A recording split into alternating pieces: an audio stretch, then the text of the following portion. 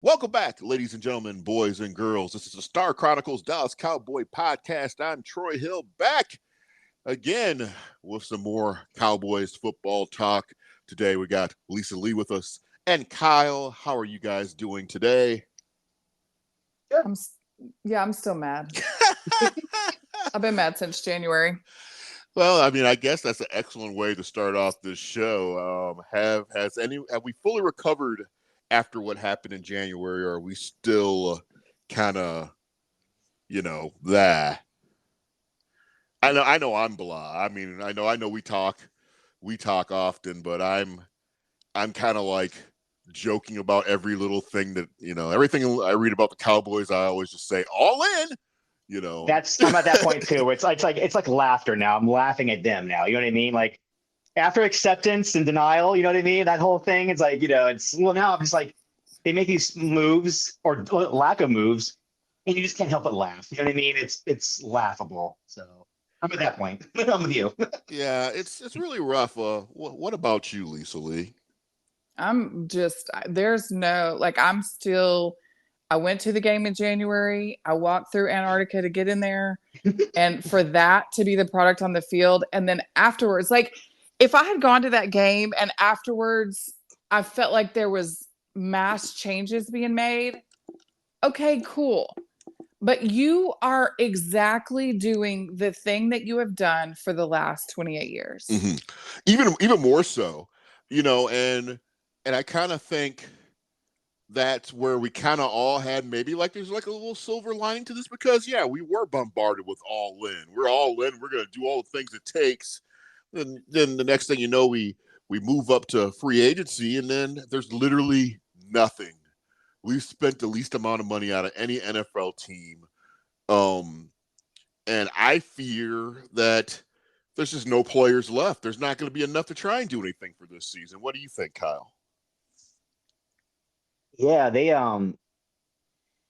we know they've had that stupid ass motto of draft and build or sign our own. They've been doing that since God knows when. That whole philosophy switched 6 years ago, maybe 7 years ago. Mm-hmm.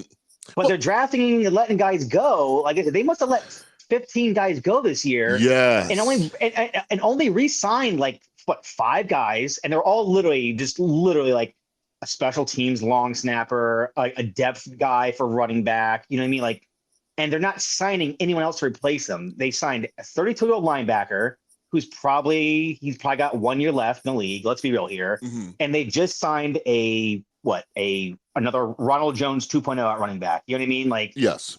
And so they're putting, in my opinion, a lot of pressure on this draft to be perfect, because they need they need at least 4 or 5 starters. And no, you're right. On the draft. You're right. And engaging in last year's draft, I don't know how much confidence I have in them to do that. You know what I mean? I don't know. It's mind-boggling. Their philosophy, their approach this year. Yeah, and that's a key thing. It's just like, I don't know if I would have that big of a problem if they were going to build for the draft. They were going to keep their players, but that's the problem. They didn't keep any of their damn players. So what do you think, Lisa Lee? Yeah, it's like net, like plus minus, leaving and staying. We're like minus 14. Yeah. Yeah, it's weird. Yeah. I mean, it's really, I don't think it's 14 quite, but like, it's probably like net, we're probably minus 9. Like, it's for substantial. Real. Like, yeah. Like Dorrance Armstrong and, Tyler Biotish wasn't, I don't think he was the answer at center, but you have to have a center. Exactly. Like, he's better than what? Like, he's better than, he's better than, he's better than the alternative of not having any, Right. And like, Tyron Smith. And then I think the part that I think bothers me the most, and I will die on this hill, that I don't think, and y'all know how I feel about Jerry. That's no secret. That's not been a secret for a long time. But I don't think he gets the same deals. So like like you see all these players leave, and you see the money that they got, and I'm like, well, that's not that bad. Like, why? But I do think there is a Cowboys tax because of Jerry's arrogance. Yeah. That is the hill I will die on. I don't think that especially like when it comes to agents. And in all fairness, I hope that Jerry gets nailed to the wall on some of these upcoming contracts, specifically one that's do any day now. He's going to, because he doesn't win any of these contract negotiations. And agents and players know that. You think Zach Martin didn't think for 1 second that he was going to cave last year in training camp? You think CeeDee Lamb knows for 1 second that Jerry's not going to cave? You know what I mean? Let's be real here. Jerry hasn't won a negotiation in years. The 90s, and you know the caveat of that is that it's the 90s. That's the last time, and that's when you can money win people. You know, and there was no salary cap either. Exactly. And they were winning, and so everybody wanted to come here. You are a joke now. Nobody wants to come here just on general principle. Yeah. Like, I know Dalton Schultz, and everybody got up in arms about what he said, you know, when he did an interview once he re-signed his deal in Houston. But the thing about it is, he's not wrong. No, he's not. He's not. Like, they have paid tours. Like, I could drive to Houston right now and get a tour of NRG without probably paying a dime. Yeah. I mean, I'm guilty because I paid to do it when the Star first opened. Yep, and I've paid for there. I paid for the headquarters. AT&T, So we've all done it. Yeah, and so like the stadium. Yeah. He's not wrong, and what he said to me was so profound. When he got to Houston, he didn't realize that it could just be about ball. Like, it wasn't a circus. Now, I feel like Houston may be teetering on that a little bit. If they're good for the next couple of years, it may be more of a circus, but it won't be as near as bad as up here because their owner is not near as bad as up here. Well, because here in Dallas, you're marketing not just playing for the Dallas Cowboys. You're also have the idea put in your brain that you're now a brand. So then, I mean, not only are you a player, you're also a brand. It's like you got to wear all these different type of hats to play football now for the Dallas Cowboys. You just can't throw a football or catch a ball now. You got to do all this extra additional crap. And that does take away. At the end of the day, it does take away from your focus for your on the field product. I give all the Joneses all the credit in the world when it comes to marketing. Y'all are the best. I give that to you. You are horrible at building a football team. Period. Yeah. And that's another hill I'll die on. Or you're right. They got talent. They just don't know how to. Something's just not clicking. You know what I mean? Like they have mass talent all the time. You know what I mean? But they're just not good at running a football team. I think that's where I would go. Maybe that's what I should have said. Yeah. I mean, they. It's not like, the Browns where they don't draft talent. You know what I can't for decades. Yeah, that's true. That's a good Dallas. They put out stars, but they're just, oh God, it's just, I can't even say it's shit luck. It's just the team is just run so poorly, and it's not the players' fault. It's the owner's fault. It all starts at top. It's the culture, and again, that starts with JJ. Well, and it's the whole thing about like it not being it's not his singular focus. So why would it? I mean, the team not being his singular focus is going to filter down into coaches, players, staff, everything, because they see him like he's a lot more concerned. Let him tell it. He's only concerned about football, but football funds his other ventures. He's more concerned about getting the big prize fight at AT&T, or having the NFR at AT&T, or having a Taylor Swift 5 nights of Taylor Swift concerts at AT&T, or whatever that is. Or like Tyson or or Paul fighting in July. Right. And it's just all those things that are ancillary to, and I get it. I've argued with people on Twitter or X or whatever it's called. Like, it's the off season. Yeah, I get it. But that's when championships are built and made and earned, is when nobody's watching. You know what I mean? Like, yeah, it's funny you mention that, because not to jump too far ahead, because we talked about in the pre-show about Stephen Jones. He admitted today, even he went on and on about 3 straight 12-win seasons and this, that, and the other. We haven't had the success, Super Bowl success lately, but he goes, but you look at the top in the country, we're the number one sports team, even the world, and he's talking about the value of the Cowboys. No fan wants to hear that. And even the host of 105.3, I forget which one it was, said, he goes, let me just throw a scenario out there. Like, I've been a fan because I live here, but what do you say to the fan who doesn't live here and this and the other and doesn't care? Like, And Stephen, I didn't say that. Like, he literally just said that. Like, Mm-hmm. the Joneses care more about their value, their value, which is, we know, is number one in the world, over Milan Football Club and Yankees. Mm-hmm. And of course, like, this idiot, he has no sense of awareness. Fans don't want to hear that. I don't care if they're worth 9 billion or 2 billion or 9,000. We just want a championship. You know what I mean? Like, yeah. And they don't care because they haven't had one in 28 years, and they're still worth that much money. Yeah, I don't think they care. Because currently we're well, until the new numbers are out. I mean, we're still from last year, $9 billion. I can guarantee you it's going to be $10-11 billion. Oh, of course. Yeah. And I mean, that's not giving me no bragging rights to my friend. Exactly. To my friend that's the care. Packer fan, or my friend that's the Bear fan, or my friend that's the Eagle. Well, I tell you what, buddy, we might not won, but we're worth $10 billion. Exactly. Right. Like, there's no. What weight does that hold? Yeah, there's no. Yeah, exactly. There's no T-shirt or hat for that shit. Yeah, I'm not gonna walk around the Forbes magazine of the most valuable teams list. You know what I mean? I'm not gonna have a fucking T-shirt. But then again, this coming season, that might be the new T-shirt. Listen, the Texans cover of Forbes on a T-shirt. Yeah. Let me tell you something. Y'all, my friends make T-shirts. The Texans play up here again this year in the regular season. Yeah. I'm absolutely having a shirt made that says, "But my team is worth the most." Yes, there you go. Absolutely, go. That is exactly what I'm wearing to the Texans game. Well, that's the way Jarrah thinks. So yeah, I mean, it has to be. So yeah. When Houston's waxing our ass, and it's like the Green Bay game, I'm going to be like, "But look, my team's worth more than yours." Yeah, but whoa, Lisa Lee, because you're saying something about the Houston is going to come down there and they're going to wax us, and there's going to be Cowboy fans listening to this program right now saying, "How could you possibly say that?" Because it's simple. Shall I go through rosters? Shall I do this? Yeah, go ahead and go through it, because I want you to explain so people will understand the difference. Houston had some holes in their team after last season. Now, keep in mind, Houston had a rookie quarterback.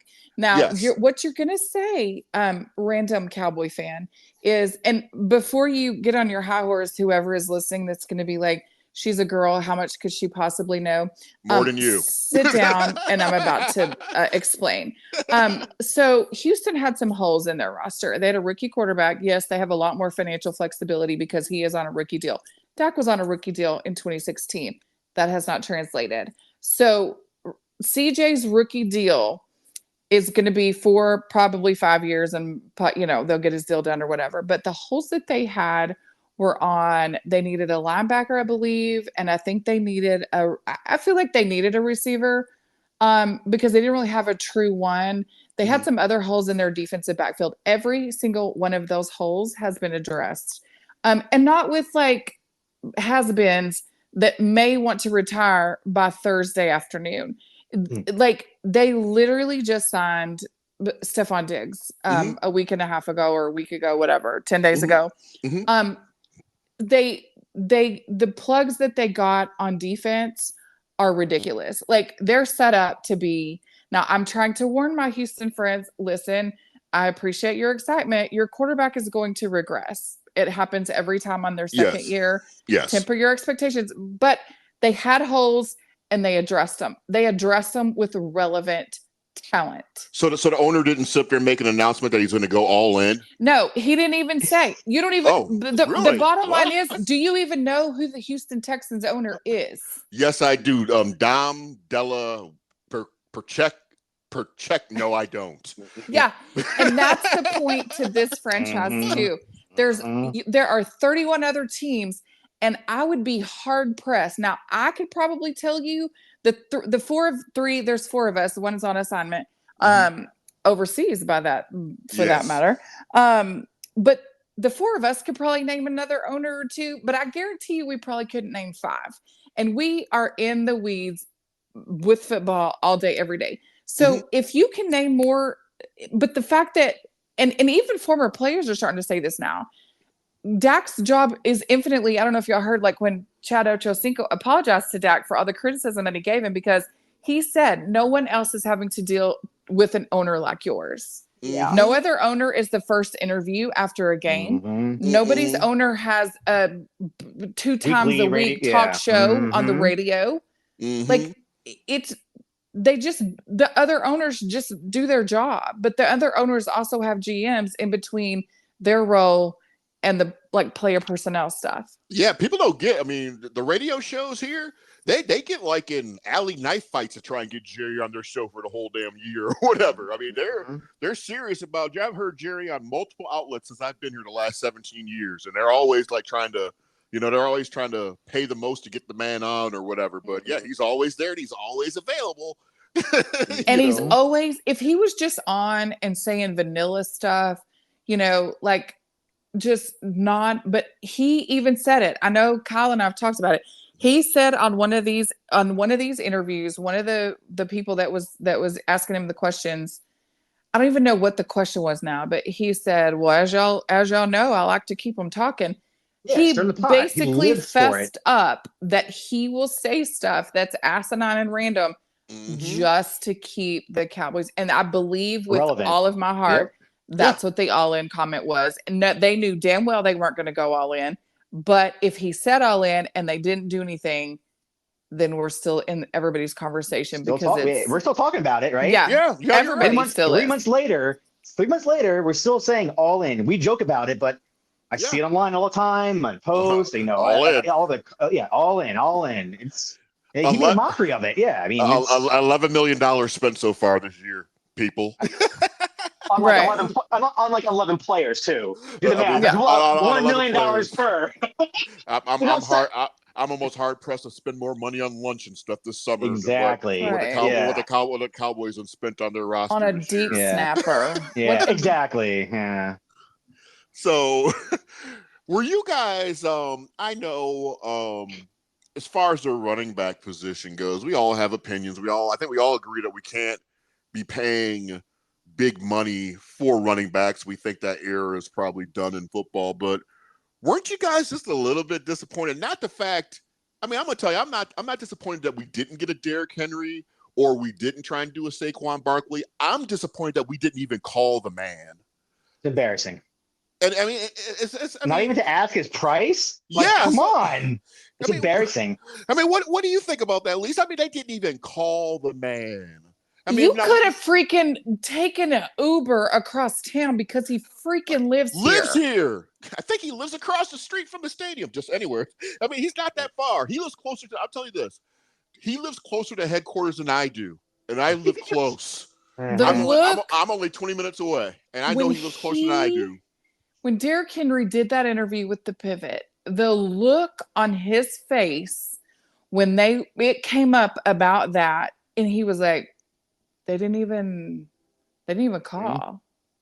The look on his face, it's exactly what Kyle said. It's embarrassing. Yeah. It's embarrassing.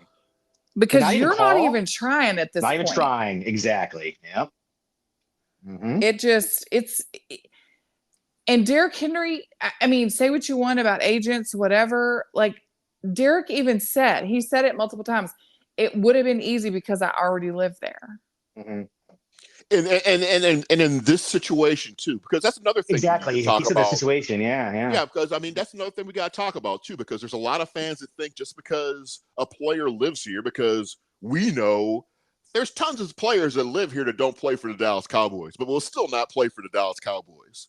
So I mean, that's a thing too. But I mean, when you're open like Derrick Henry was, that I mean, he wanted to be a Cowboy. I mean, wasn't even called. I mean, to me, that was just like mind blowing. And it just makes you think, what is this front office doing? Because I thought free agency was still kind of, okay, say if you're not going to do anything, you're at least supposed to pick up the phone and call some people. Does Jerry think he's has it like that, where people just will be just knocking his door down? Well, he's of the opinion that if he makes the first phone call, he's lost the deal. He said that before. Like that's his whole mindset. He waits for people to call him because then he thinks he's at this strategic advantage where he's got the upper hand. But he's like living in another era, another time zone, another world. And he thinks that still. In this day and age, you have to, because these players aren't going to sit around and wait forever. They're all about making their money and getting their contract. If you don't going to call and team B is going to call and team C is calling, then you've already lost because they're going to talk to team B and C. You know what I mean? Like it's just it's ridiculous. I mean, and we beat ourselves over the head so much because we talk about free agency. Lisa enlightens us a lot about a lot of the back end numbers. Of course, none of us are kind of like, well, go sign this guy and go, because we have more sense to know you just can't do that. Outside of most, but Lisa generally drills down to the common denominator of why we're not doing this, that, or the other, and it makes 100% sense. But he didn't break the bank. I mean, for Christ's sakes, and that's exactly exactly the point to the whole Derrick Henry thing. Like, if you're not astute enough to know that that's what the number is going to be, and I think they may be a little bit gun shy because they did take it in the shorts on the Zeke deal. But at the end of the day, it's because you waited. Like, you caused that situation to become emergent. With the Derrick Henry thing, if you don't have people on your staff, and I do believe Will McClay is that guy. Like, I believe he should be the GM. He is the de facto. He should have the title. But whatever, that's a different discussion. But if you don't have a number cruncher that would kind of have a general idea, hey, let's call him first and offer him 8 or 7 or whatever it is. Obviously at that point they didn't know what Baltimore was going to offer him, but I guarantee you, if you're first and he lives here, knowing, like, be aware of your surroundings, knowing that he lives here. If you offer him 8, let's say you even offered him 9. Okay, well, Baltimore came in at 7, but he already lives here, so there's no relocation. I guarantee you 9 gets it done. 9 is still way cheaper than the market. Yep, and the tax free. Yeah, exactly, right? State tax. State income tax. Yeah, but well, let me ask you this question, Lisa. As far as free agency goes, because again, we talk about it all the time. Why does it seem like free agency is always an issue with this team, and every time Dick and Hank in the NFL just makes it happen with their team? Why does it seem like Philadelphia can sign anybody they want to sign? Anybody. No matter how financially strapped they might be. But it goes back to having people in the room probably that don't have the last name or surname of Jones, but that have the, for lack of a better phrase, like, look, I'm a guy's girl, so don't get offended by my language here. Somebody's got to have the balls to stand up and say, these numbers can work. Exactly. It can't be about the art of the deal. We're not going back to finance 101. Like, get me some effing players in here. Maybe we joked several years ago about the Rams saying F those draft picks. Like, F those draft picks. Yeah, we did. Go get me some talent. Like, but there has to be somebody. It's such a yes man hierarchy out there. Nobody wants to rock the boat. Nobody's going to flip over a table and be like, get in their faces or whatever, because it's the land of overpaid mediocrity out there. Let's be honest. And I'll be guilty of it, because I laughed about it. I thought the Rams were going to go back to the Stone Ages or whatever. I literally did after they gave up all their picks. I'm like, they're just going to suck for the rest of eternity. And then they were still in the playoffs competing. Yeah. So, and this is what I hate, and I don't buy it, because the Joneses, they're always crying poor, right? Okay, they're always crying poor. And I'm going to pull this up real quick. Right now, the Philadelphia Eagles, our division rival, they've got on their roster, as stands, the 4th highest paid quarterback, the 4th highest paid running back, the 4th highest paid wide receiver, the 5th highest paid wide receiver, the 5th highest paid tight end, the 4th highest paid offensive tackle, and the 5th highest paid offensive tackle. Oh, and they also have the 5th they have the highest paid offensive guard. And yet they still make these signings. So Dallas, I don't think is paying top 5 in any position. At any position, Eagles are in the top 5 of 1, 2, 3, 4, 5, 6, 7, 8 positions. They're in the top 5 salary wise, and they do this every year. Nothing prohibits them from signing players, and I don't ever hear that. And I don't ever hear them crying poor. No, like Steven and Jerry are always crying poor. I don't get it. Like, and in Steven's interview today, he was talking about, well, if we want to sign the player, he's basically saying if we want to sign the good players that we have coming up, like CD, Micah, and then, redoing Dak. My issue is with Dak. If you'd have had Dak done before free agency, you would have freed up some capital to be able to spend in free agency. But then, they talk about, like, just like you said, talking about being poor. or we need to re-sign our quarterback. Well, there was a Mhm. stat today. Over the last roughly 15 years, the quarterbacks hit by year, the cap hit has been in 2007, it was 8.9. Dak's rookie, his first, second, and third year, his cap hit was under $1 million. Mhm. They wasted it. They wasted it. Wasted those 3 years doing what? Mhm. Okay, Nothing. yeah, the Zeke Mhm. contract, but that wasn't till like year 4 or 5. They came in the same year. Mhm. So like, what? Like even in Exactly. 2021, it was only 17.2 for your Mhm. quarterback. Yeah, but see, here's a key thing though, because you just said what Stephen Jones said, and you said to keep these players Parsons, CD, and Dak. The fan base has not heard you say Parsons or CD. All they've heard right now at this point is Dak. To me, this is just another tactic by Stephen Jones or whoever to put Dak as a scapegoat for this team failing when they still can't tackle anybody and they Yeah. can't do all this stuff on the defensive side of the ball. Mhm. You know, Right, CD didn't show up to the playoff game. That had nothing to do with Dak. You know, I mean, there's a whole bunch of other things. Dak did not have a great game, yes, but Dak didn't get blown up for 50 points on the defensive side of the ball neither. Mhm. So I just don't get it. I don't get it because, like I said, every freaking week, every year you see Eagles make these moves. How and Dallas does not. We sign guys for $1 million. yeah, Third string backups for 1 million, 1 million, 1 million. Okay, I mean, I get who on this roster is taking up money.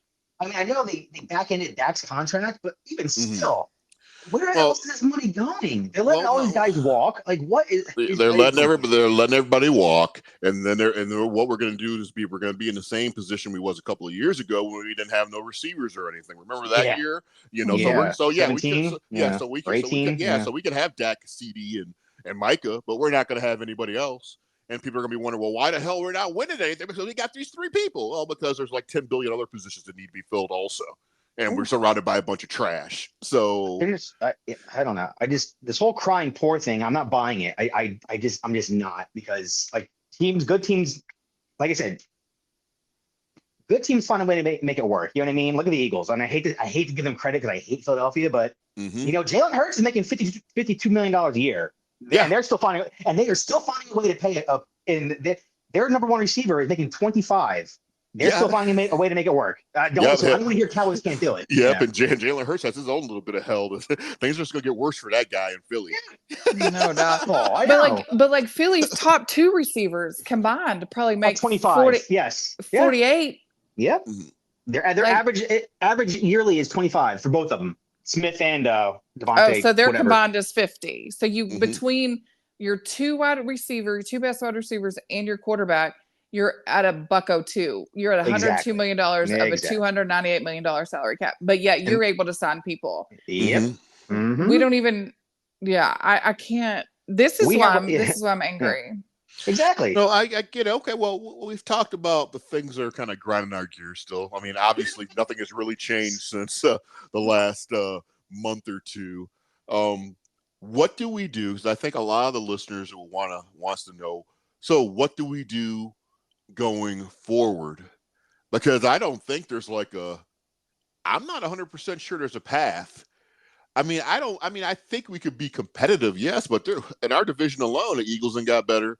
The Redskins definitely got better. And they're about to get even better when they have the 2nd overall pick. Yeah, so exactly. So what can the Cowboys do? I mean, should we look at like the personnel that we need right now? The personnel things that we need. So we want to cover that first. Yeah, sure. What do we need? Let's talk about because there's 2 glaring issues on the offense side and one glaring issue, or a couple of more glaring issues probably on the defensive side, I would say. So let's do defense first. I know everybody's excited about Overshown. Praise the Lord, he is coming back. Yeah. Can I temper expectations on him? That's what I was saying. He played 2 preseason games. 2. Yes. Okay. He got hurt on the 6th play of the 3rd game. And we know Dallas has an issue with players coming back from ACL injuries. They're not the same that year. So this guy has never played in this. I mean, I can stand here and say 4 years ago, we all thought the same thing about Jabril Cox, right? He's on like his 3rd team after, tearing his ACL and playing the Cowboys. Everyone thought, oh, this draft, Jabril Cox, he's on like his 3rd team now. So I get the Overshown thing. He looked good in preseason. but so did Hunter Lipke. So did Deuce Vaughn. They all look good in preseason. You know what I mean? And I get it. We want Overshown. We think he's going to be good, but I am not expecting much from him. I mean, just based on the fact that ACL and he played in 2 preseason games. I mean, well, not until towards the end of the season, and that's if he starts like healing better, if he's like comfortable to do the things he's supposed to do.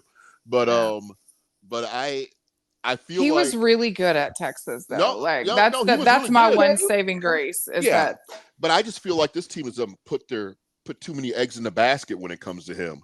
You know. I'm guilty of it. That's the one bright light. It was like, okay, well, he's coming back at least. Because like we didn't do anything at the linebacker position so far free agency, but we do got Overshown coming back, and I just don't know if that's the right mindset when you got your current roster. I mean, is Overshown undersized, or is he correct weight? Is he? I mean, I can't remember. I don't know. Because I think he's fine. I think he's fine size wise. Well, he may be a little bit undersized, but.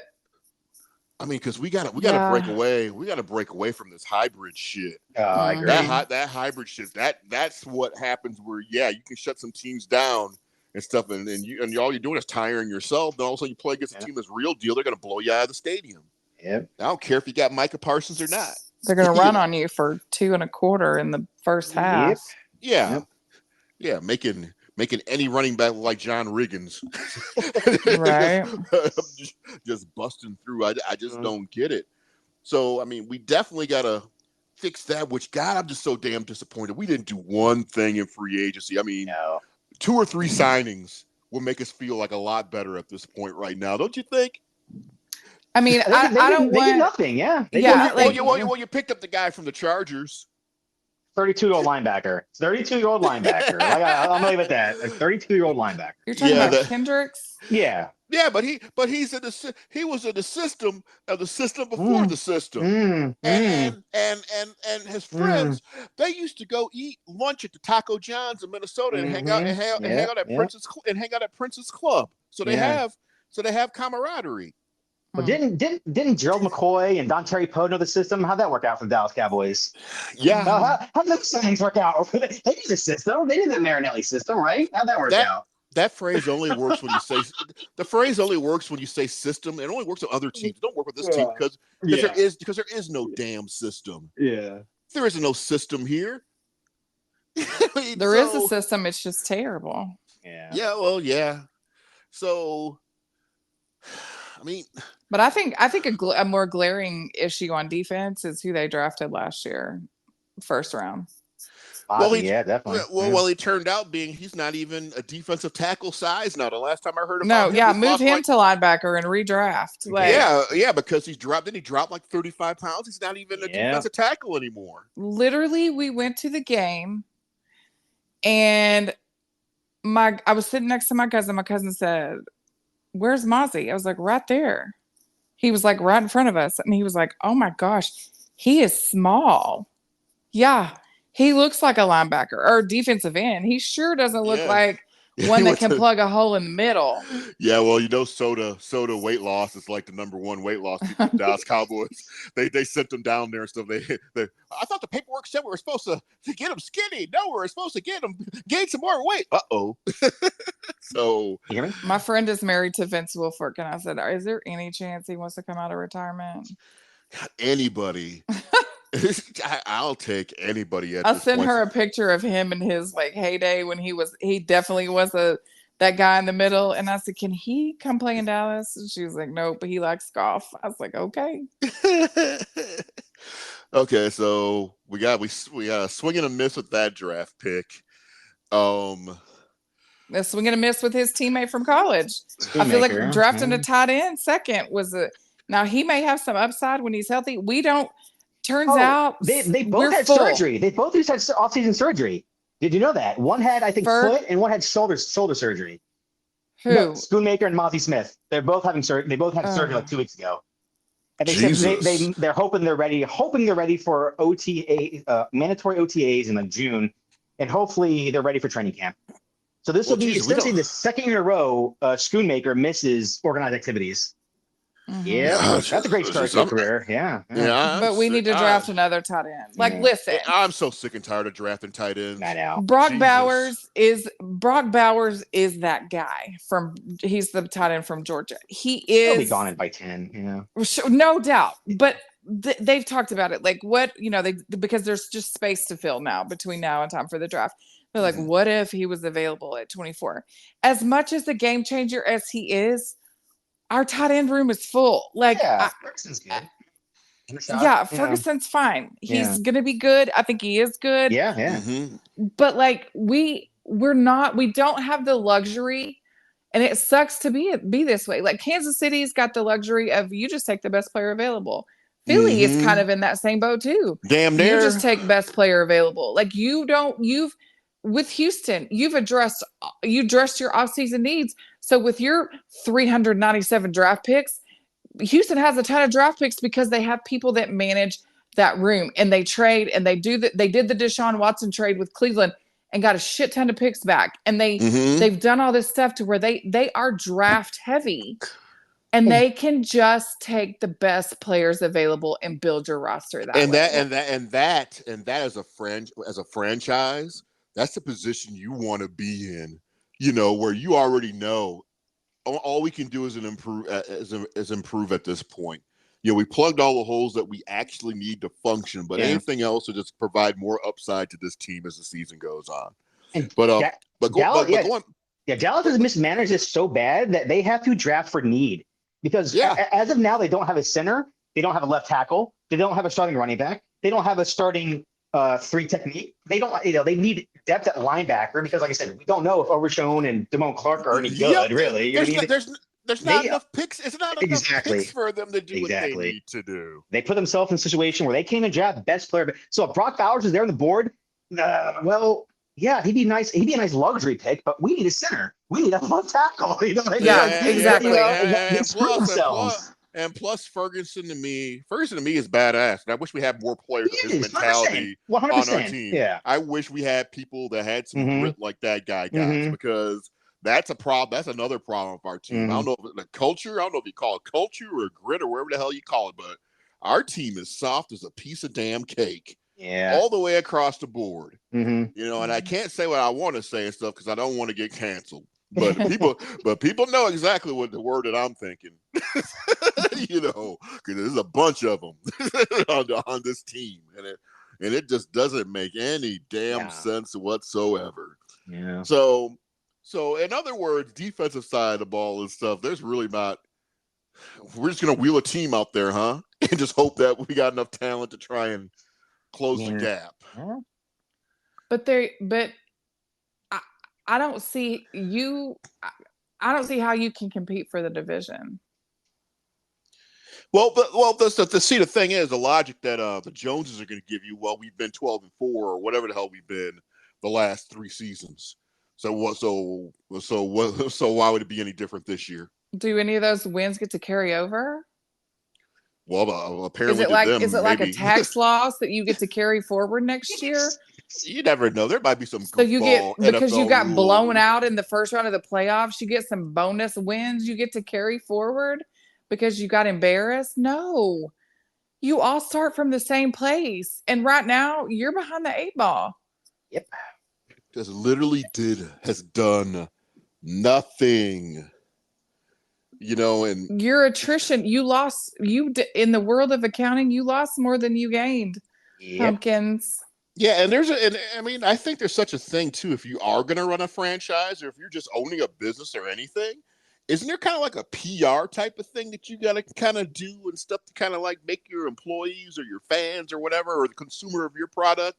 That's what they're doing. They're not batshit crazy. They're not doing it. Well, they're not doing it because if they were doing it, they would actually be doing the right thing and taking care of the team. You said TR publicity. Stephen Jones is going on the radio today talking about those 12-win seasons. He mentioned that multiple times, and he lets you know how valuable his franchise is. He wants you to know that. Like, maybe he thinks that helps. But you got to read the room. But the other version of PR is right. We're going to tell you how much we're worth, how many wins we have over the past. No team has won more games in last preseason than the Dallas Cowboys. Stephen Jones made sure to make that a bullet point in today's interview. So it just basically comes. So in other words, it comes down to what Lisa just said: is that our ownership is just kind of just oblivious and tone deaf. Yes, exactly. 100%. It's not even that. It's not even that they're oblivious and tone deaf. They don't give a F word because they don't have to. Exactly. There are on the line. Yeah, there are no repercussions. They'll still be sold out week 1. There's not going to be any uproars. There's not a GM to fire because turns out it's Jerry. And plus, and if things really get bad, you got Will McClay as your scapegoat for that. So you can still provide like a little, because that's all that really is. There's everyone else to blame, but who it actually is. Yeah. And they're all systematically put in those positions on purpose by Jerry because he knows that's what's going to happen. Yeah. But the fact is, either like he didn't, like, I don't know that firing Mike McCarthy is the right answer, but I don't know that it's not either. I would have fired him just because for the correct way of PR. Exactly. Like, at least make it act like you're doing something different. Yeah, I would have made a move to something to that effect and make it look like I was doing something. Even though, I mean, people can argue, well, 3 winning seasons and stuff. He just hasn't took it. I mean, people can make that argument, but and in my mind, he would have been the sacrificial lamb at that point, but I just don't get anything about Jerry or Steven. Yeah. I just don't get any of it. But the saddest part about it is the 4 of us have talked for a lot of years that maybe it would be better once Jerry transitions to whatever his next life is going to be. It is 16 under. Yeah, exactly. Not only is it not going to be better as we've seen this offseason, it is in fact probably going to be worse. Yeah, Stephen Jones is just as clueless as his dad. Yeah. And plus you got the guy at once upon a time that was willing to money whip people. You get versus another guy that doesn't want to spend one damn penny. Yep. So you tell me how that's going to work out. It's not going to work out good for us, right? At all. So we kind of covered the defensive part of it. And listeners, I want to go ahead and say we like to thank each and every one of you guys for listening into our program. We really appreciate it because it's like more of us kind of like having like a generalized conversation about the season before it actually starts, before the draft next week. And we will be doing a draft show next week. And matter of fact, we do have another show coming up later this week because I got to talk to good old Starstruck. He's out in Germany right now on special assignment and stuff. We're looking at some Cowboy players over there apparently, and he's he's all over it. So, but we actually had a listener. So let's go ahead and switch over to the offensive side of the ball. We had a listener had a question about CeeDee Lamb. What was that question, Lisa? I mean, what's going to happen? What's going to happen with CeeDee Lamb? I'm going to tell you what's going to happen with CeeDee Lamb. He's going to be paid a gargantuan contract that is going to be roughly $30 million per year. And it is going to, it's going to hamstring. Your team is going to be, it's going to hamstring your team. And that's not CeeDee's fault. This should have been done months ago, and then you probably could have gotten it on a better deal. But now you're up against it with Justin Jefferson. Justin Jefferson's deal will probably be in the range of 31 to 32 per.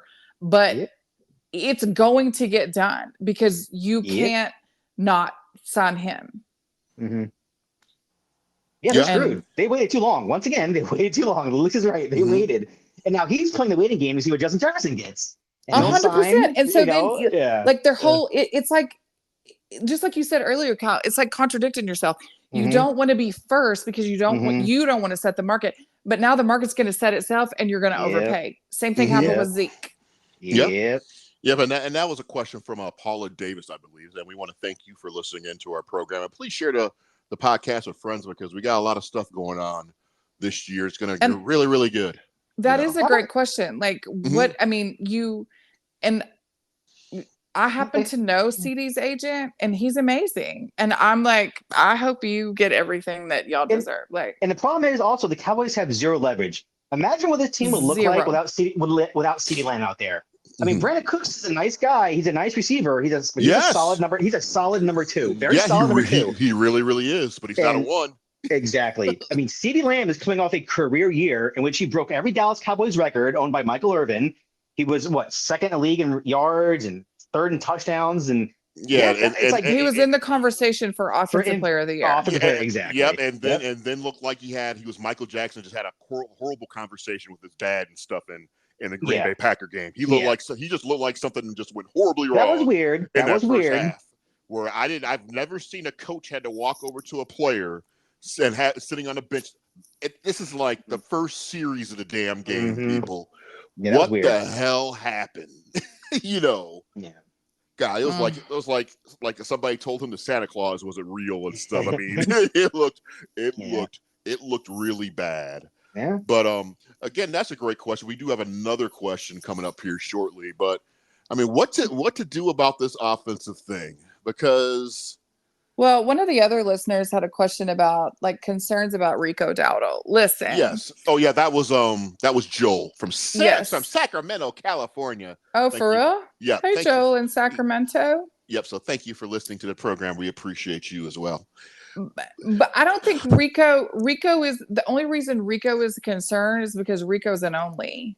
If Rico was in a committee, I don't have any concerns about Rico. Rico's not an every down back, but if you paired him with the right person, I feel like Rico and Tony Pollard, I feel like we're a good 1-2 punch. I don't feel like they were utilized properly. Exactly. But I do feel like Rico is serviceable, just not as an every down back. Yeah, I don't think Rico was a concern until we didn't re-sign Tony Pollard, which to me is another thing. Okay, so we don't sign Tony Pollard, which is fine, even though I don't think he was 100%. I thought he got better towards the end of the year. But football, I mean, common sense would probably tell if you're a normal, rational football fan, you would think, okay, well, they didn't do Tony Pollard, so we must be trying to sign Henry or Barkley or something, right? Mm-hmm. No phone calls to Derrick Henry's house, people. I would like to drop that little nugget back to you. They didn't call anybody. Eckler he's still out there, I think. No, he's in Washington. Oh, he is? Yeah, he signed a contract to Washington. Yeah. So the Commanders got to sign a bunch of people, but that's right. I forgot about this song. Yeah, they got didn't they get a couple of our players actually? It's 4. Yeah, so much because I mean, Dan Quinn, he would have been another one who would have been fired anyways too. I think he kind of was fired. They kind of just gave him the option to make it look like a little better for him to leave. The way he left, because I mean that guy sucks. I don't care about something was squirrely in that last game. Yeah, okay. We've already struggled this whole season and stuff. Sometimes of our players getting tired or whatever the case may be. We've had issues and stuff. So let's do this. Go ahead and drop Micah Parsons back, in the middle of the field and not rush any damn buddy. Let's go away from our bread and butter. Let's run zone all game long, and we've sucked at it all year long. Yeah, we've gotten record games defensively in man defense, but let's go to a zone and let's not ever change for 4 straight quarters. Yep, and let's the Packer fans believe that their quarterback is like the second coming of Christ all of a sudden, and have him just have him have a great game. And Aaron Jones have a resurgence. That game alone got Aaron Jones a new contract with a different team. That game alone had Cowboy fans, the dumb Cowboy fans saying, hey, maybe we should sign him, not realize that the highlights are against us. Mm-hmm. Every highlight reel is against us, people. And for you guys suggesting that we should sign that guy, should be automatic suspension from Cowboy fandom. But anyways, because we've made that mistake before too. Plenty of players we've signed in the past because they've had a hell of a games against the Dallas Cowboys. Roy Williams, the list goes on and on. But so Joel had a couple more questions. Sure. Just kind of drilling down more into the Rico Dowdle thing. Is there a possibility for him to be a starter? Sure, there's a possibility because we didn't sign anyone else. Yeah, but the possibilities right now he is a starter. Right. I don't think that's your best option, but right now, yeah, absolutely. And then he asked, don't get me wrong, he runs mad. I like that about him. Yeah, for sure. And then how would they use him? I think the best use for him is in a tandem running back. You need one that's a finesse runner, and then one like him that's going to run just angry. Yeah. And then you've got every down, or every down possibility covered. Like if you're down and distance is short, okay, let the mad run a run. If you need 6 or 7 on a finesse run, let your finesse runner run it. Yeah, and to me that was almost the easiest thing to fix with this team, I think, this offseason. So many different paths. Either you re-sign Tony Pollard. Obviously, it's going to be cheaper because he didn't have that great of a year. You bring Ben Rico, you bring in Davis back in or whatever, and you got your tandem. Or you sign a Derrick Henry, you got Dowdle, you got your tandem or whatever the case may be. They didn't do any of that. Not even an effort. And I think that was the easiest thing they could have did in this offseason that wouldn't have took that much. What do you think about that, Kyle? Because I know you have opinions about the running game because there's little rumors and murmurs about the guy who's still counting for $6 million this year. The guy who's still going to be counting $6 million in our cap this year, who's not on the team on any team. That was like a smart. It looks like a smart movie made back those years, huh? Those are really smart moves, Jerry. Yeah. So what do you think? So what do you think about that? Because that was the last thing I was expecting. I was like, you never know. Rumors, Zeke might come. I mean, Jesus. I mean, this is ridiculous. He wasn't good last year, people. I don't care what you have to say about Zeke. I know you love him. He wasn't good last year. He scored 3 touchdowns. Yeah. 3. He averaged 37 yards per game. He averaged like 3 yards per attempt. Like, he's not any good at any level. I don't care that he can run block. Big freaking deal. Okay. I mean, maybe he can play center. We have a hole. He could play center, right? That was his last. We saw how that ended. Yeah, exactly. And another thing about him too is there's also murmurs last year. Well, we need that one guy that can get that 1 or 2 yards or where the case may be. Okay, I'm like, whatever, guys. If you need that to go to sleep at night and stuff, go ahead and buy into that shit too. Yeah, that guy that's going to get you the 1 or 2 yards is now the starting running back in Baltimore. Yeah, exactly. Yeah. They blew it. And like, I would have, me running backs, but like Derrick Henry still has juice. He can still perform. I would have paid him $8 million a year. There's no one else I would have given that money to. I wouldn't have paid Barkley that much. I wouldn't have paid Josh Jacobs that much. But a 2-year deal that gave him $8 million a year, I would have signed me up for that all day. That's the kind of running back Dallas would have needed. I would have been too scared to sign Barkley just because of injuries. Exactly. Yes. I would have been too damn scared. And his propensity for getting injured on this field, and then he would play here 8 times, so the odds go up infinitely. But, and as for Dowdle, like, to me, he's literally just a dude. Doesn't he always have hip injuries too? Isn't he one of those guys that? That's true. Yep. He missed a couple games. But he's had portions of the season where he had both hip injuries. Like, I don't know. Like, you're right. He can only touch the ball 8 times a game max, in my opinion. You know what I mean? 10 maybe. Like, right. He's just a dude. You know what I mean? Like, it's. Well, see, that's the thing. That's the thing I hate about this team, because I think we all want our team to be successful. I mean, I think that's a given, but I don't think as a fan we should be forced to stare at somebody enough on our roster to try and buy in that they might be good enough to do something.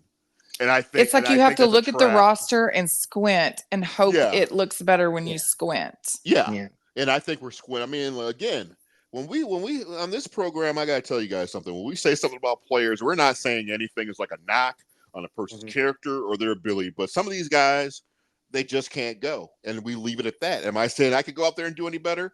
Hell no, I'm not. But that's a difference between our program and others, because there's other people who'll tell you the same thing and they act like because they can actually go out there and do it. But anyways. Are you questioning Mel Kiper's ability? Because nobody questions Mel Kiper's mock drafts, and he couldn't go run a football. Yeah. So it's just, you give it the eye test. Like, we've all watched a billion hours of football, and especially with this team, and right now it doesn't pass the eye test. You rolled out there and you laid an egg on January the 14th or 15th or whatever that was, and you haven't done one thing to remedy what was wrong on January the 14th. Mm-hmm. I mean, and going back to the running back situation, who are they running behind? Because I looked at it. You're right. Times already. We don't have a starting center, and we don't have a left tackle. So who's he running behind? And I'm sorry. Biotic would have been somebody that would have been signed on my team. And let me tell you something, because I think we're guilty of comparison to the past. Of course, Biotic is not a Travis Frederick. I'm not saying that at all, but very serviceable compared to what other things we but got again, going on. I don't think they really I don't think I would have paid him. I don't know for sure what Washington paid him. Yeah, $10 million a year, I think. Yeah, I don't want to pay him that, but I feel like if you offer him 8 per, but you got it done ahead of time, I feel like he would have stayed. Like, it's like you're waiting to see because you think these players are automatically going to give you the good old boy discount. That's not how it works anymore. Yep, and we're so and it's again, we got to hammer. Let's go ahead and hammer home with just a listener again. If you guys didn't quite hear this, even before free agency started, a day before free agency, weeks before free agency, we were already late for the dance as far as free agency goes with our team. I mean, there was lots of deals that could have been made before this happened. And you're like sitting there thinking, well, that's not that big of a deal. What's the matter of days? You're talking millions of dollars. I mean, what do you think, Lisa? Anywhere between probably like about close to $10 million that could have. Well, if you had Dak still done, if you signed Biotis, you probably could, these players that are already here and established, you could probably get them a little cheaper than if you wait till the market's been set, because then it goes to 10 million, because Washington is desperate. They needed a lot of players. So they're willing to overpay because they've been crappy for a long time. So they have a bunch of salary cap space. Mm-hmm. So they're willing to overpay because they're basically in a rebuild. Mm-hmm. Finishing 8-8 for, however many years we did with Jason Garrett. And then even these last, 3 12-win seasons. Okay. But it doesn't get you anything past the first round of the playoffs. So it's not really paying off for you. So at some point you've got to pick a different route. Mm-hmm. So but if you get Dak still done, you automatically get I think Dak still, based on the current market, would give you $30 million extra to spend. If you get CD's deal done, because then for those of y'all that don't know, they're going to roll Dak still when it does get done, and guaranteed it gets done.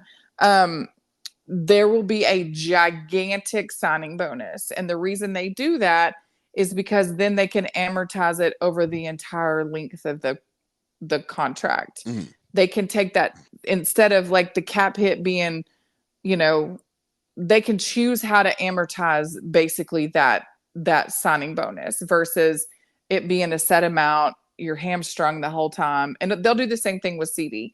When his deal gets done, there's going to be a huge signing bonus, because then you can kind of manipulate that. And that's what other teams do. Especially when they're doing these extensions, you'll see it. They're going to give an $80 million signing bonus. Well, that's because then they can dictate what's their salary cap hit then to be able to sign other players. This franchise they don't do it that way. They wait, like Kyle said, they wait until the last minute or 4 minutes past the last minute. Mm-hmm. And then it's like the price of doing business. It's like Draft Day, as corny as that movie is, I love it, because one of my favorite quotes out of there is, the price of that deal just went up. The price is not the same as it was 2 minutes ago. That is prime Jones philosophy. They wait too late, and then the price goes up, and it's too high that they don't want to spend it. Yep, and to me that's just terrible. Well, the franchise is worth damn near $10 billion. I mean, it just makes you wonder how they gone this far. Well, but the problem is those are kind of, it's like comparing pineapples to cornflakes. The salary cap and the net worth don't have anything to do with each other, because the salary cap is set. It's a set number for every franchise. However, I see what you're saying, Troy, and that you're such good business people and you're able to manipulate and move around and finance this with that, and you're great at numbers for the overall franchise. Why can you not manage that salary cap better? Yeah, but I mean, how much did he buy the franchise for? $189 million ish, I think. See, to me, that's just mind blowing. For that, that's like a few drops in the bucket compared to what that team is worth now. Mm-hmm. Well, sure. I mean, that's why he doesn't give a damn about in the words of you, a ticker's dam about winning because his we'll call it $200 million investment is now worth roughly $10 billion. And that's just the Cowboys franchise. That is not even accounting for what the Cowboys franchise has allowed him to diversify in. Yeah. I wouldn't give a shit about winning either, honestly. Like, okay, so I guess the $1 million question or the $10 billion question is, so see what I did right there? Yeah, anyway. You got jokes. Anyways, God, I can't even think what I was going to ask. That was so damn corny. But anyways, so what do we do as fans? Because there's the one fans that'll be like, I'm going to go root for another dang team, dang gummit. Because my thoughts is nobody's going to give a shit. So yeah, go ahead and go ahead and burn your Dallas Cowboy jersey in a trash can, stupid. And that's all you're going to have is just the ashes of a Cowboy jersey, and nobody's going to care. And I can say that to 10 people. I can say that to 100 people. I can say that to 1,000 people. I mean, 10,000 people. It still wouldn't matter to Jerry. No, because it'll never reach the point where the stadium's 30% full. It'll never reach that point. It'll never look like a Jacksonville Jaguars game. You know what I mean? No. Where, I never go to a sports bar and see anybody wearing Jacksonville Jaguars jerseys. You know what I mean? Everywhere you go, you see Cowboys jerseys everywhere. Yeah, you know what I mean? Anywhere across the country. Yeah. Anywhere across the world, you will find. Like last year. Remember that one Panthers game last year where there was like 3,000 people in the stadium and like tickets were $7? Like, until it reaches that point with the Dallas Cowboys, Jerry's not complaining. The problem is, it will never. And that's when fans, like football fans in general, they make me laugh and stuff. When they say, "Well, there's no way they're America's team," blah blah blah. No, they are that or the other. Well, shit, man. I mean, they're the world's team. Yeah. I mean, you can go. There's places in the world you can go to. You can see a Cowboy jersey. You ain't gonna see no damn Packer jersey. That's Wisconsin. That's Wisconsin's team. Enjoy Wisconsin. Those debate because the argument. Those debate shows that we all hate. Yeah. Those debate shows you all hate. Their ratings go up because they talk about Dallas Cowboys. Yeah, and they've admitted it. Yeah, they've admitted it. Yeah, nobody. Yeah, nobody's trash talking the Packers on national TV news. Upsetting the people of Janesville, Wisconsin. Nobody cares. But when people say that the Cowboys are not America's team, here is my argument, and I've had it 47,000 times because the majority of my friend base, especially my guy friends, I have mostly guy friends. A lot of them are not Cowboy fans, and not only are they not Cowboy fans, they hate. I mean, there's hate in their heart when it comes to the Cowboys, and I always tell them, like, they'll send me group text, they'll post something on social media. It's they like other teams, but their posts are 90% about the Cowboys. Of course. So I will take snapshots and they'll be like, America's team, they'll be like, that's such a joke. No, sir, it is not. And here's why. I said, I'm not the reason. I'm not the reason it's America's team. My friends that are Cowboy fans, we're not the reason it's called America's team. We're not the reason we stay relevant. Y'all are. Yeah, because we're the Yankees. Yeah. We're the Yankees of football. Yeah, you either love the Yankees or you hate them, and either way, you're talking about them. Yep, I got a good friend back home and stuff. You know him. I could mention his name, on the air and stuff. Great friend and stuff, but he always has something to say about the Cowboys when nobody else has said anything about the Cowboys. So especially when they lose, I always got something to say. Yeah. I'm not talking about the Packers when they lose because I don't give a shit when the Packers lose. But when the Cowboys lose, everybody crawls up they crawl up out of the cracks or whatever the ground want to talk. Yeah, and that's what I try to explain. It's everybody thinks that America's team has that's a glowing. It has a glowing connotation. No. America's team doesn't necessarily mean that that's who America loves. That's who America talks about. Yeah. And that's it. And for a Cowboy fan, it's all fine and great and dandy at the end of the day, but that's just a damn curse. It's a curse for me. I want to have people talking about us because they're championships. I don't want to have them talking about us because something stupid Jerry done said or some stuff that Michael Irvin may have not done. I don't want that. I mean, when every day. Yeah, when 2 years later you could have Mark Chmura tied in for the Packers about the same damn time in a hot tub with some 16-year-olds. Nobody bats their eyes, says shit, but they want to talk about Michael Irvin that same year. You know, so I mean, to me, it's just crazy.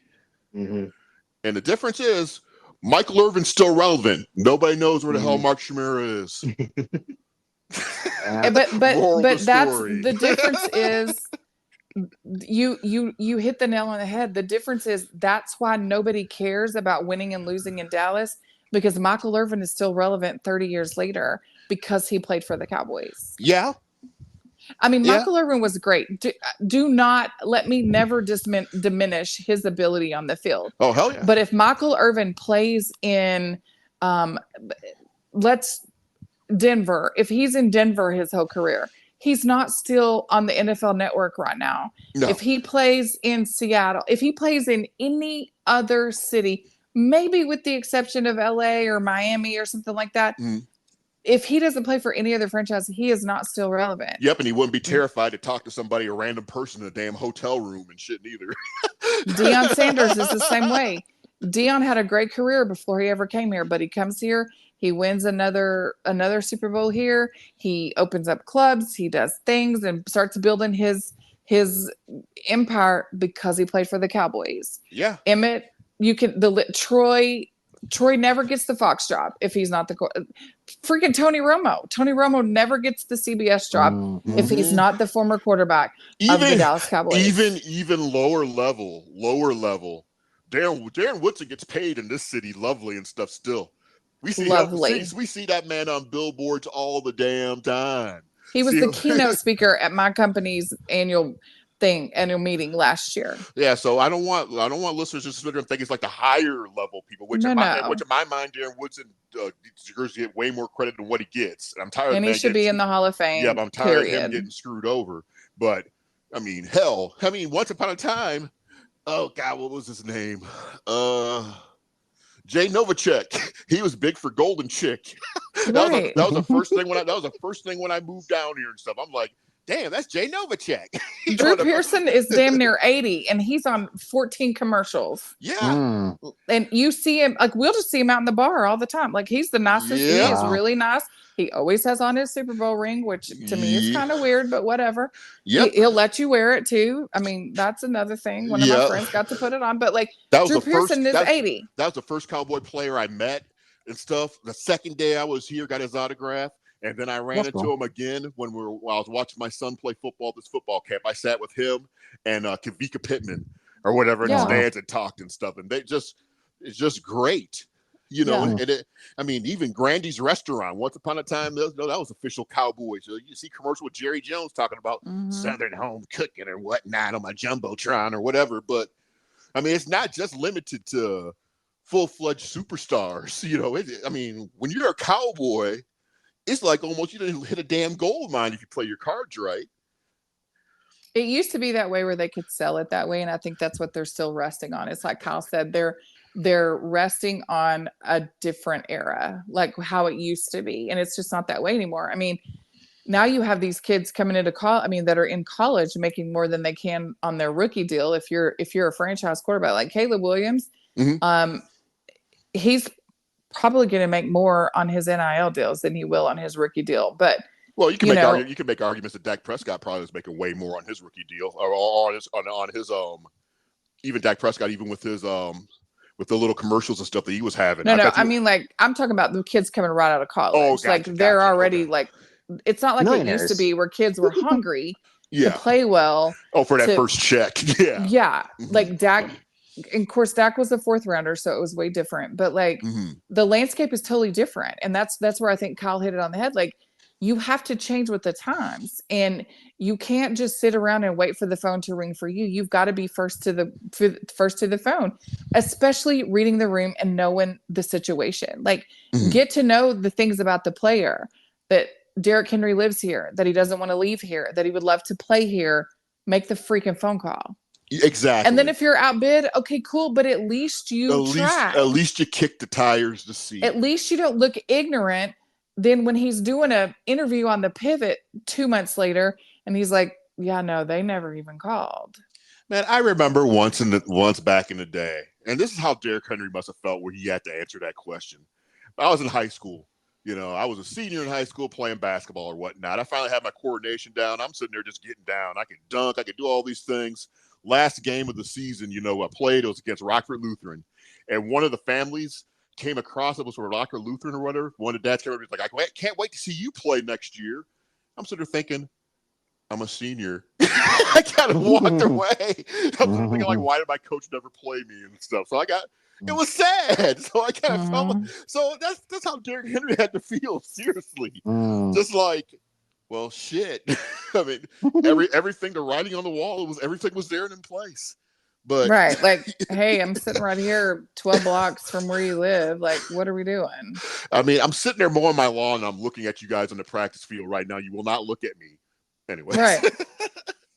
But okay, so that's what we've covered a lot of stuff up tonight, but there's one more thing I want to cover because this is supposed to be covering the draft, but I kind of think as the Cowboys draft goes, has always been kind of goofy over the last several years where the players that we think they should take, they never take now anyway. So I think our draft coverage has kind of changed since the TJ Watts fiasco. I hate you for bringing that up. Well, the fiasco, because we were all like 100% certain what was going to end up happening. He just fell right into the lap, and we end up getting free tacos on a weekly basis from Taco Bueno. Yeah. Kyle at least gives me a warning. He'll say, "Close your eyes, Lisa." Y'all didn't give me any warning on that. I love it's like guilty pleasure seeing a crazy TJ Watt stat instead of get to Lisa. Yeah, they like to make me cry. Yeah, because it's just so funny. I just gave you the Halloween presentation stuff. Now, put your hands in this and tell me what you think it is. Is it brains? Is it brains or is it? Definitely not brains, because nobody's brain was working that day. So draft, obviously, again, it's hard getting excited about this thing because the draft is not gonna, no matter what the Dallas Cowboys organization is currently trying to do, the draft is about a week away. They're going to convince you within the next 7 days that they can fix everything in the draft, and I'm telling you that there's not enough picks to do that, and the odds of that is happening. Odds, like, it's 0%. Yeah, literally zero. So what do you guys think? I mean, offensive lineman, running back, linebacker, or any bit of those order. I mean, what would be the perfect scenario for let's go with you, Kyle, because you're a little more attuned to what's going on as far as the draft boards and stuff go currently right now, because I haven't looked into it that much as I probably should. But all right, okay, so I feel like this team, like I said, we all know it's not a sexy pick. You got to get a center or you got to get a left tackle. You have to, unless your plan is to move Tyler Smith to left tackle, which no one knows what. Like I said, that's the thing. No one knows what the hell they're doing, because if you move him to left tackle, now you have a whole left guard. You know what I mean? So either way, you've got two holes that need to be filled on the offensive line. Me personally, I think I got to get a center, because I think you have flexibility with tackle and guard right now. Tyler Smith can play guard or tackle, and that guy TJ Bass could play guard. So I feel like I need a the term road grader. We need a road grader center, a guy who can get to the second level. And so for me, it's the guy from Oregon, Jackson Powers Johnson. Or there's a guy from Duke, Graham Barton. I think, and I said it, I know it's not the sexy pick. Travis Frederick wasn't a sexy pick, but he was the best pick that year for the Dallas Cowboys. And I think they gotta go center. They just, they got no one. They have no one proving they can play center. Brock Hoffman, I mean, played a couple snaps in the preseason, but I don't know. Center for me, linebacker in the second, and I think third round for running back. That's just my 2 cents. Well, because there is a little depth. I mean, there is a little depth out there and stuff for running backs. I mean, and I don't know if that's saying a lot, really. Yeah. The way, I mean, well, it means a lot with other teams. It doesn't really mean jack shit with this team, because there could be depth out there, and we're going to find a way to screw it up. Yeah. We did sign Royce Freeman today. Yay, team. Emmett Smith better watch. Watch out for the records, Emmett. Yeah. Well, all in. all in to some shit. Yeah. I mean, this is say if you, I mean, it just goes down to, well, again, people are like, well, just take the best player available because it You doesn't. can't.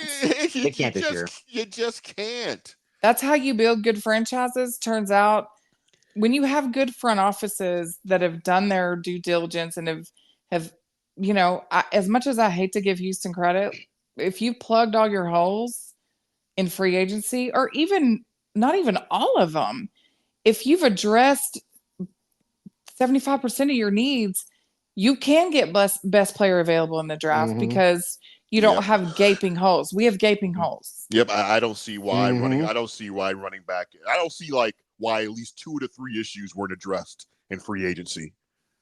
I don't. I mean, they literally did nothing. If you and I get it, Tyron's hurt a lot, but even Tyron's deal that he got with the Jets wasn't backbreaking in my opinion. Good deal. Yeah, but I guarantee what's his face is going to enjoy those 10 solid games of blocking and stuff that he's going to provide. What's his face? Ron. Yeah, he's going to enjoy those 10 games. But that's our fan base. Well, you need to get him out of here because. Well, that's fine and dandy. You need to get him out of here if he's demanding $20 million a year. Yeah. Yeah, and you need to get him out of here if you got like a viable replacement. You just don't get rid of people just to get rid of people. Or Chuma Idoga. Yeah. Yeah. I just don't. So I agree with Kyle. You have to go offensive lineman. And I don't think this running back draft is very deep. You don't think so? Okay. I don't. Because I kept on hearing like names and stuff like in some of these mock drafts going like into the 4th round, but I don't know. Maybe I don't know. I mean, there's an injured guy from Texas with an ACL injury who won't be ready till October.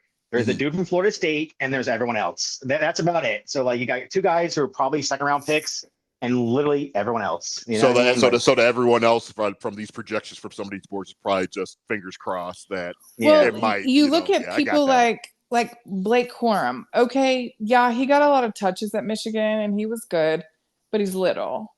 And he got too many touches, I think. Yeah, personally. he's the guy. Yeah, I don't want anything that deals with a running back from the Big Ten football. If it's not a lineman, I don't want it. I do not want another player from Michigan this year. Yeah, can we pass on that? Can we do a hard pass? Yeah, if it's not offensive lineman, I don't want it. Yeah, one of their offensive linemen would be fine because their offensive line was hosses. Like I'd be okay with one of them. Yeah, but Big Ten football should be called Offensive Line of America League because that's where you get them from. The same way like LSU and they kind of go back and forth with DBU and Ohio State same, and you get your offensive lineman from Wisconsin, Michigan, Iowa, Notre Dame. Yeah, Notre Dame. Yeah, but not running backs. I don't think you should take a running back in this league in this draft till later. That's basically just a warm body. Even past 4. So anything you think. So you're basically looking at like right now is something probably we still need to try and address in free agency in some type of way, and for running back and anything. But I don't know who's even still available. I mean, I just saw a post. Well, I'm just saying, like Dalvin Cook is still out there. I mean, I know Zeke is not good and he hasn't played well. But if you're already paying him, okay. Well, is a Dalvin Cook or Ezekiel Elliott better than what we could draft? I guess that's what the question would be. So if you're saying we probably shouldn't draft anybody until the 4th or 5th round pick with a running back, would that person be better than a Zeke or a Dalvin Cook? Well, the problem is they don't have a 4th or 5th round pick. They'd have to either draft them in the 3rd or the 6th. That's the thing because we have Trey Lance. We had to have Trey Lance in this team. We had to have Trey Lance, so we don't have a 4th round pick. And let me tell you, and people listening to this show and stuff, we've seen so much exciting footage of Trey Lance and stuff in practice, haven't we? So he has to be starting, right? Yeah. I mean, when people another deal Jerry had to win, turn a 4th round pick into something, he thinks it'll be, the next, who knows, but Jerry had to do that. Yeah. To cause more quarterback controversy that was not even needed to begin with. Exactly. For a guy that will probably, bearing injury, will never play for the Dallas Cowboys. Yeah. Yep. So what picks do we have? First, second, third. I think you have like 2 6 and a 7th or something like that. Yeah. Oh shit. There's only like 7 picks, I think. Yeah. Because 7 I or think 6. the 5th round pick was for Brandon Cooks, right? And so the 4th was Trey Lance. So you're down one. You have 1, 2, 3, and I think you got some comp picks in the 6th, and then maybe a pick or two in the 7th. How? Yeah. I totally forgot about. We don't even have a 4th or and a 5th, and we got Trey Lance. We got Trey Lance just holding that clipboard on the sideline just so eloquently. And that's going to just be some more shit. He's going to throw a touchdown pass in preseason. That's when people are going to lose their damn shit. He's going to throw a touchdown pass, a quick slant to Vaughn or whatever. That was such a bad trade. That was, in retrospect, I mean, like, look at it. And I think Justin Fields sucks, but he went for a 6th round pick, a 6th, and we gave a 4th for Trey Lance. Like, let that sink in. Yeah, for a guy that's never going to probably play. Yeah. I can't believe it. Like, that was, like, looking back, and like I said, this is kind of terrible. Jerry Jones might be the worst wheeler and dealer of all time. He's terrible. It's not like we didn't already have Cooper Rush. Yeah. So. Yeah, it's 1, 2, 3, 5, 6, and 2 7s. To fill all those holes that we just talked about for the last hour. So, but yeah, y'all keep go ahead and just being like, Jerry's got it under control. Yeah. He's gonna be fine. I promise you're not winning 12 games with what they're out there with right now. God, I'm just like looking at my phone right now, like I'm looking at the listener right now, just looking into their eyes with a gaze, just like Jerry is messing this has messed this whole damn thing up. And it's like that's what's so crazy. This team is a good team. If you add another couple pieces, they'll take them over the top. It's like they said, and we're not going that route. Yeah, and we've been the last 3 years specifically. We were like a couple pieces away, and they just refuse to do anything. Yeah. And now the damn window is shut. And here we are again. We're going to go through another quarterback. Well, if they go that route, then it's definitely shut. Yeah. We get to play all the AFC division winners, FYI. Baltimore, Cincinnati, Houston. And I guess will we play? Well, there probably should be one more, I think. No, not all the division winners. But those Baltimore are our home and aways. Yeah. So that's Baltimore comes here, Cincinnati comes here, Houston comes here. We go to New Orleans, Tampa. We go to Detroit. Oh, good. Oh, we go to New Orleans, so we're going to have part of the fan base trying to march down the damn street again like a bunch of morons just to take another L. That shit pisses me off. We go to San Francisco. We go because you know what these fans are. These are the same type of fans that'll do that because there's a group of them. The same type of fans. They'll go to the Jaguars game. They'll do the same type of stuff and then get their ass handed to them. Then talk about how shitty the stadium is. This rickety ass stadium. I mean, you guys are just celebrating and marching all around the place like you own the place. Oh, the New Orleans game is here. I'm sorry. It's okay. Here in town. Okay, good. That gives me a little sense of hope. It's like some of our fans, they just do stuff just to, and then when they do it, it's just like it's just like your heart just sinks in your chest. And you know it's going to end up being bad because football God does not like that sort of shit. That schedule is not nice. Yeah, I think we're going to beat Cincinnati. I'm saying that now. I'm going to hold on to that for the rest of the whole year too. Because I like Burrow. Don't get me wrong. I think he's a great quarterback, but shit, I mean, you ain't got nobody to block him. Hey, what happened to what's his name? Is he still on our team? Lyle? No, he just signed with. He just signed with somebody like last week. So Kansas City? Is it Kansas City? Oh, so we just signed him to have a speech or whatever about how he can't. He was from a random team. Yeah, we just signed him for he can have a speech. I can't wait to block for Dak again. Oh, it was Buffalo. He signed in Buffalo. Man, this thing sucks. Well, I don't have anything else. Like I said, it's always fun discussing Dallas Cowboy football with you guys, and hope you guys are enjoying it. Where it's kind of just like a random conversation with us just doing this over and over again for the whole year, talking about the news that happens. It's kind of, I mean, it's not an ESPN program, but it's still a bit of fun. So do we all agree it's offensive lineman to pick, tackle or center? Yes, yeah, I'm Okay, no doubt. Yeah, it's not a sexy pick, and I kind of sometimes I get into the thing where I was like, damn, I want that sexy pick, but no, it's no, it completely makes sense. So yeah, I'm on board, and it's probably what'll end up happening. But then again, this is the Cowboys; it makes sense and stuff. Jerry will be sitting there drinking It'll his be a tight end, guaranteed. Drinking whatever type of scotch he drinks or whatever, twirling his damn. Yeah. I want to draft something that somebody won't think we'll draft this year. I know we need I know I need a lineman, but I want to draft a new mascot. I want the Baltimore Ravens Raven as our new mascot. I'll trade you next year's first for that pick. I'll trade you. I'll give you that, but I'm not giving up Trey Lance. He's prisoner on this team. I made a blood debt with the devil that he'll never play for a professional team ever again. Yeah. That's why I drafted him. Oh God, we don't have no picks. We don't have no picks. We pissed away free agency. Yeah. But we had 12 wins the last 3 seasons. It does not mean jack crap. Or the most valuable franchise in the world. Come on. Yeah, I'm getting a shirt made tomorrow. My team's worth more than yours. Yeah, can you get a shirt? Magazine. Can you get a shirt made for me too? Yes. Yeah, get me a shirt. I'll wear it. I'm gonna try and get me a hat that's gonna say $10 billion along the side of it with a logo, with a cowboy dollar logo. Signs, yeah, dollar signs, yeah.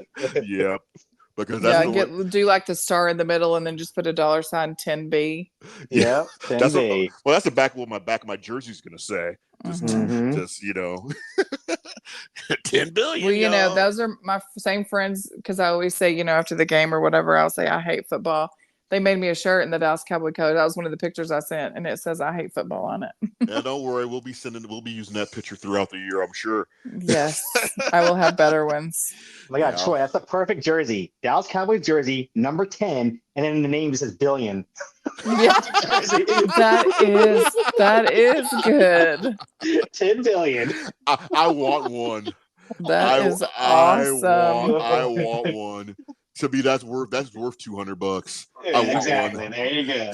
Get the authentic version. Yeah. Oh God, that would be funny. That's hilarious. Well, we should start off with a T-shirt. That's like could be our T-shirt for the year. Yeah. Just 10. Star Chronicles $10 billion shirt. 10 billion.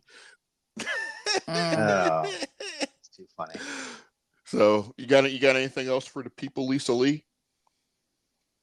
No, I'm sorry, Cowboy fans. I'm sorry that we're still here, and I hate to say it, but we're going to be here for a long time. And it was hard for me. What'd you say? You got to laugh it off, Lisa. Start laughing. I know. I'm trying to, but I think part of the thing that made it worse for me too is because the Rangers won the World Series, and so like we had a ball. Like I had a blast. My friends were meeting up and we were going to watch all the playoff games, and I'm not even really that big a baseball fan.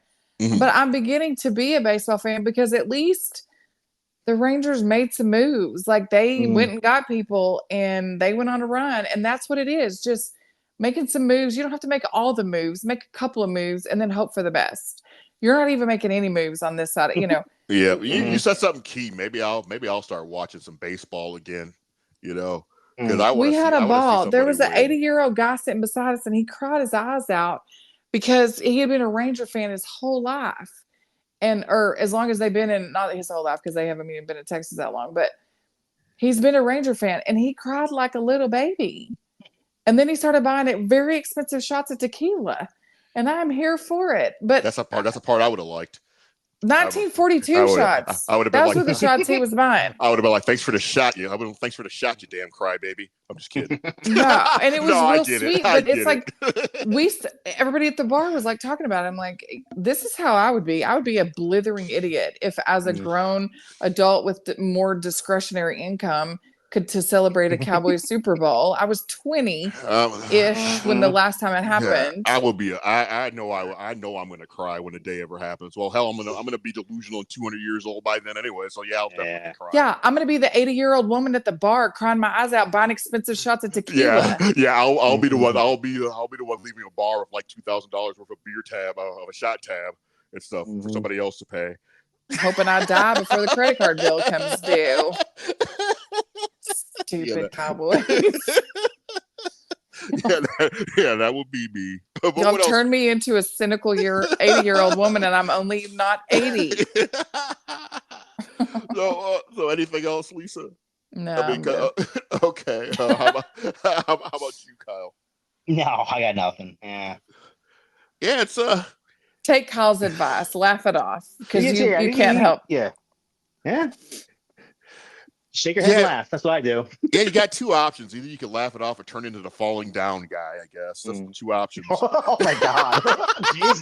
That's dark. I'm just kidding. Because he said I wasn't because Jerry said I wasn't economically viable. Yeah. Falling down. That's a good reference. I don't know that reference. Oh, it's a movie. Yeah, it's a movie where one scene he is explained saying he wasn't economically, or the guy that was complaining saying that the bank said he wasn't economically viable anymore. So, but still, yeah, he kind of went off on the deep end there, and he kind of lost his mind. Yeah, but I don't know what to say to the Cowboy fan base except just keep it real and just keep it classy and have some damn common sense about yourself. Yep. I mean, we're in a day and age where we're all Cowboy fans. Nobody's a bigger fan than anybody else, because we got that in some people's brains. We're not breaking news, especially news that anybody can click on social media and find the news. So stop convincing people you're doing that, because that's a damn lie. I mean, just because you remove the name where you're getting the news from does not mean that you was the one that broke the news. Especially if it's worded, especially if it's worded exactly the same way that Adam Schefter worded it prior. At least change it up a little bit.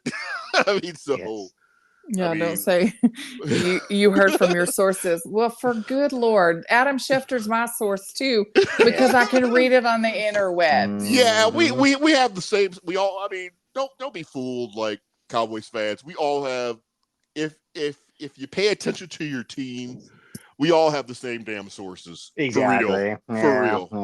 Because there's a lot of that going on where people are trying to do this razzmatazz stuff, acting like they're doing. They're not doing it. They're just not.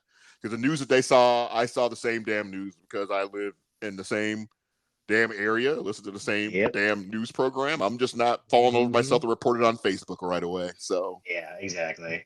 There is a little bit of breaking news. It's not world shattering, but the woman accusing Dak Prescott of sexual assault has withdrawn her case. Shocking! Who could have seen that coming? Yeah. Well, shit. Well, what? Well, butter my butt and call me a biscuit. She withdrew her case. Jesus, did you hear his lawyer, her lawyer, on the fan that one day, the interview? God, my mind just totally just drove off into the ditch and stuff. Right now, I was like, anyway. I'm sorry, I'm 50 and anyways, forever single for the rest of my life. But but anyways. Oh Lord. Yeah, anybody who didn't see this coming, where this was going to be withdrawn, her lawyer was a goofball. Squirrely. Like, you felt very dirty after listening to that interview. Like, he's used car salesman. He's ambulance chasing type of attorney to the hilt. Yeah. Yep. And you know what? The only people that ask me these questions at work about this situation, Dak haters, hoping the shit was true. Oh, of course. Just hoping and praying that Dak Prescott was. I'm sorry, people. Dak is a good person. Yeah, love him or hate him for whatever it is, for his football stuff. you guys need to stop messing around trying to take that guy's character down because it's pretty damn ridiculous. The best part about this announcement, it says we are still. This is from his attorney, I think. We are still 1,000% pursuing this case. Oh, they should. 100%. You absolutely should for defamation. Yeah, absolutely. Absolutely, because this is just another one of those little stupid cowboy distractions. Yeah, like this and Trey Lance being traded for, just stupid shit. But anywho, I'm done, and we'll see you guys again. And you know what was funny and stuff? I listened to the last episode. I think what was it? It was us three, right? The last episode of the Cowboy or Packer loss. I got cut off. Remember the last 15 minutes? You did. Got cut off, and I couldn't I listened to it a couple of nights ago. I guess it was me and Lisa, and I said, "I'm like, hey, but you know how we can fix this whole damn thing, Lisa?" She's like, "How?" And I just went like dead silent. I'm like, and that's how we're gonna end the show. I'm just gonna stop the show and not even respond. like the Sopranos finale. And turns out you were exactly right. Yep, exactly. At the end of the day, life imitating art all over. Yeah. because we went black screen as soon as the season started, and we're still at black screen. God, this damn team. It's like Sopranos. Yeah, it's so funny. But you know what's classic, and this is where I want to get this on a recording. The funniest thing about this whole thing is when I go into a year going, we got no shot. We'll go 13-3. We'll get the first round bye. We'll get past the first round, and everybody will be like, "You were so dumb for saying all that you said." Yeah. Hey, I'd rather that than be right. Exactly. Yeah. That's so funny. Oh my gosh. Well, I hope you guys enjoyed the show, listeners. Yeah, definitely. It was good talking Cowboys. Yeah, for sure. Yeah, it was always good, and we'll be back again real soon. We got the draft coming up next week, so we'll definitely be covering that. We got another show coming up here. It's going to be myself and Starstruck. I'm going to talk to him while he's in Germany and stuff and see what his thoughts are in the upcoming season and pre-draft stuff. So with that being said, I'd like to thank each and every one of you guys for listening in, and we'll be back again, and we're going to end it with How About Them Cowboys. Man. Wah, wah. He's got that. Dun, dun, dun. Yeah. Yep, it's like that little flag guy, like a little wavy guy and stuff. The inflatable arm, and the air's going out of the guys, just kind of slowly just dying by the damn tire shop. That's us. But we'll see you guys next week. Go Cowboys. Hi, man. Nope, that was